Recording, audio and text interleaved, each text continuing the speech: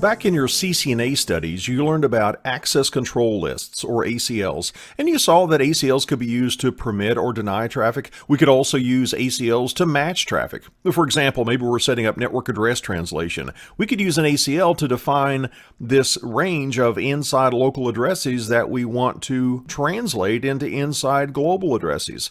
And according to the Route Exam Blueprint, you need to know those fundamental ACL concepts that you learned about in your CCNA studies. You need to know about a standard versus an extended ACL. What is a named ACL? And the Route Exam Blueprint also adds another type of ACL we need to know about, and that's the focus of this video. It's a time-based ACL. What is a time-based ACL? Well, a time-based ACL is an ACL that might be active or inactive depending on what time it is. For example, we could have an ACL set up such that it becomes active on this specific time on this specific day, and it becomes inactive at this other time on this other day, or we could have it active periodically. Maybe during working hours we want it to be active, but we want it to be inactive outside of working hours. That's what we want to see how to set up in this video, a time-based ACL. And our goal is to have that external client on screen successfully telnet to the telnet host on screen during working hours, but it should fail outside of working hours. And the way we're going to do this, I have a router set up as that external client. We'll be issuing our telnet command from that router acting as the external client, and we'll be telnetting into another router that's acting as a telnet host. Let's go to the live interface right now and see how to configure a time-based ACL. Right now we're sitting on our external client, and let's see if we can successfully set up a telnet session with the telnet host now before we do anything. Let's do a telnet to 10.1.1.2, and that is successful. We'll log into that telnet host and then I'll log back out. It works before we do anything. Now let's go to router R1 and set up a time-based ACL. The first thing we do is define a time range. When is this ACL going to be active? That's going to be defined by a time range. Let's go into global configuration mode and we'll set up a time range with the command time-range, and we give it a name. And we want this telnet session to be successful during working hours, and we'll say that working hours are weekdays 8 a.m. through 5 p.m. Let's call this time range weekdays.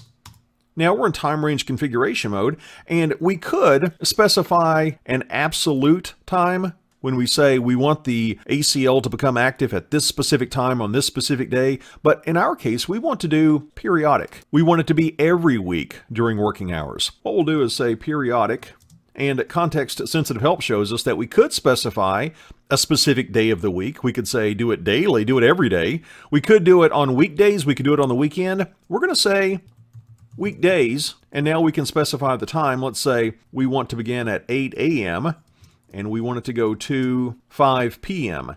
and we're going to enter that in 24-hour format, and 5 p.m. would be 17:00. We've now defined our time range. Let's use that time range in the creation of an access control list. We'll say access-list 100, and let's permit, we're trying to match telnet traffic, we're going to permit TCP port 23. Here's how we do that. We say permit TCP. It can be from any source. We're pretending that that external client is one of many potential external clients out on the internet. It can be from any source, and we're going to a host of 10.1.1.2, that's our telnet host, on port 23. And to do that, I'm going to say EQ, and I could say 23, or we could just say telnet. But we don't want to stop there. We want to apply a time range to this. We'll say time-range, and we'll give the time range name, which we called weekdays. We've now created the access control list. Let's apply it to the incoming interface on router R1, serial 1/0, interface serial 1/0, IP access-group 100 in the inbound direction coming in from the cloud. And we're done. Now let's see if this works. Let's set the clock to noon on a Thursday, a time that would be during working hours. To do that, I can use the clock set command. We'll say clock set, and I'll make it noon. And I'm going to make the date the 18th of December, 2014. And based on that, the ACL should be active. We can see if it's active by doing a show access-lists, and it says right now that we are currently active. This should allow a telnet session to be set up. Let's try. Let's go back to our external client, and we'll reissue that telnet command, And it works again. Great. We're pretending that it's noon on a Thursday, and we are able to telnet into the telnet host. Now, let's pretend it's Saturday. Let's go back to router R1, and let's change the time. Let's say that it is now the 20th of December instead of the 18th. That would be a Saturday. And we'll once again say show access lists. This time it says we're inactive. We're outside of the time range of weekdays. The telnet session should fail at this point. Let's go back to the external client and confirm that. Once again, we'll do a telnet, and this time, look at that. It says, destination unreachable. Gateway or host down. We are unable to reach our telnet host because, based on the time and date we set, we're now outside of working hours. That's an example of how we can configure and verify a time-based ACL.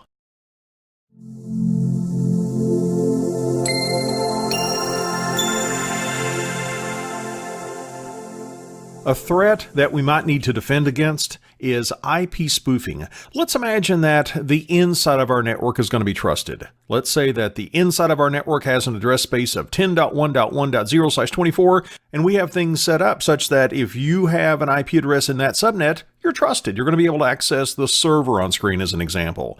Well, what would prevent someone out on the internet from maliciously spoofing, from falsifying their IP address and pretending that their IP address is actually part of the 10.1.1.0/24 network? Well, one way to prevent against IP spoofing is to use Unicast reverse path forwarding, or URPF. Here's the way it works. Let's say that attacker out on the internet is sending a packet into our router, and they've set the source address to look like it's coming from the 10.1.1.0/24 network.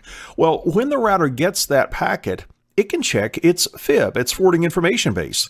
And by the way, that brings up an interesting point. You have to have Ceph running on your router. You have to have Cisco Express Forwarding, which maintains the FIB, in order to use the Unicast reverse path forwarding feature. And in this case, we're checking our FIB and we're saying 10.1.1.0/24. Do we know about that network? Can we get to that network according to the FIB?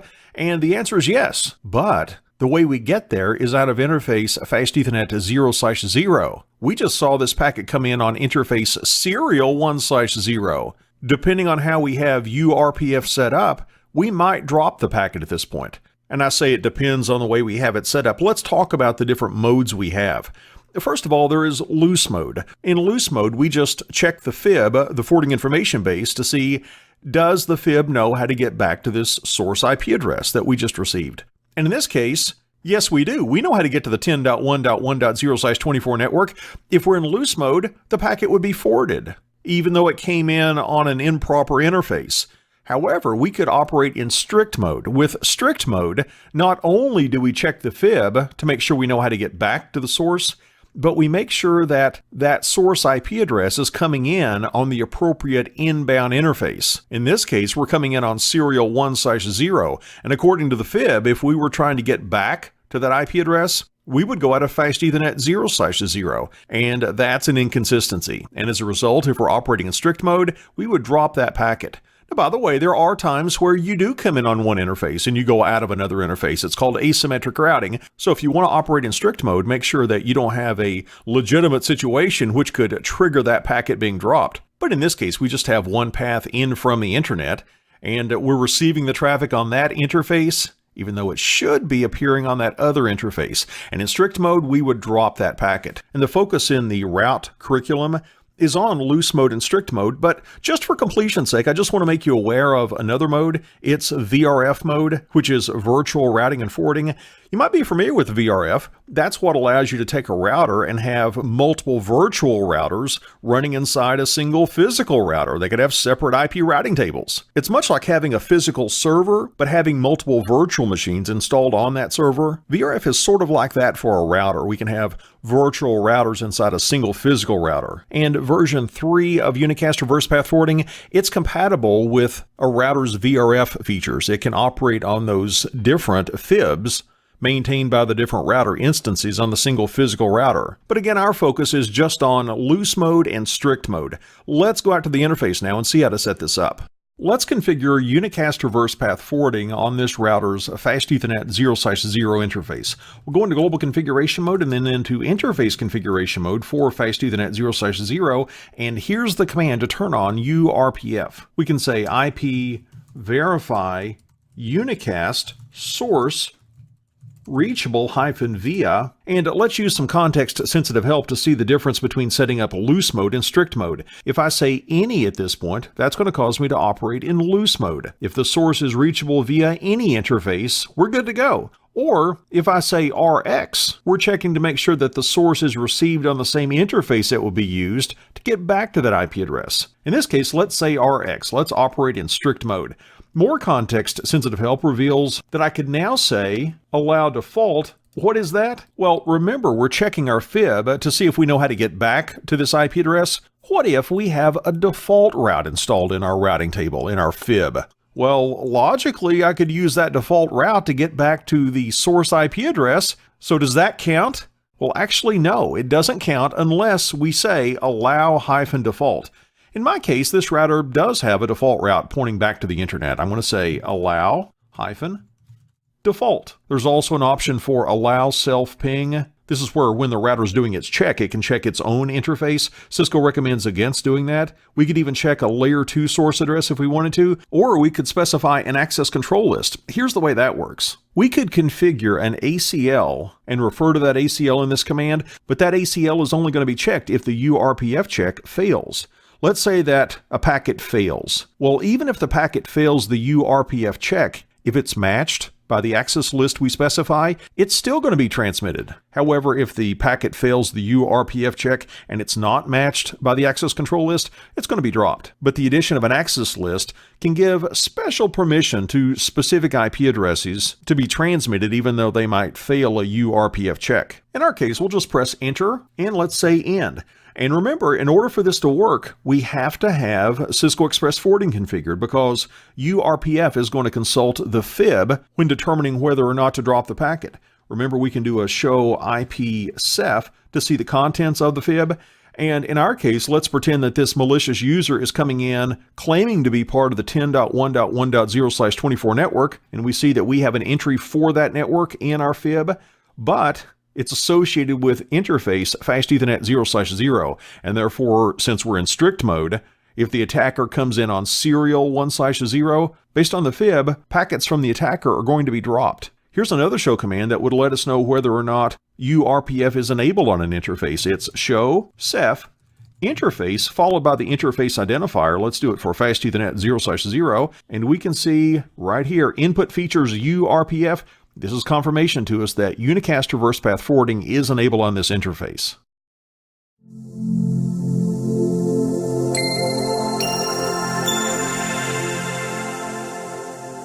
Back in your CCNA studies, you learned about NTP, the Network Time Protocol. The Network Time Protocol allowed all of our network devices to agree on what time it was. You might remember the saying that a man with one watch always knows what time it is, but a man with two watches is never quite sure.